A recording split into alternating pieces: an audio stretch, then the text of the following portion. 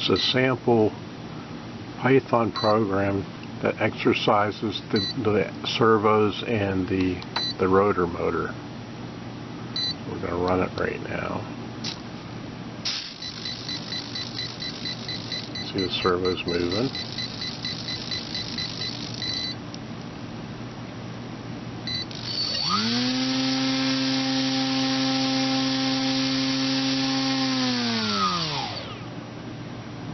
Look at that again.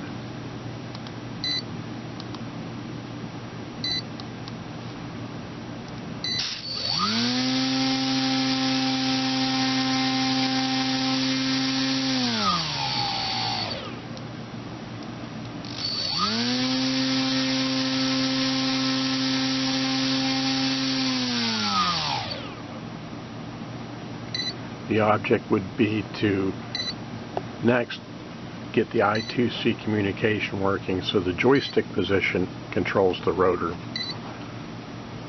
speed.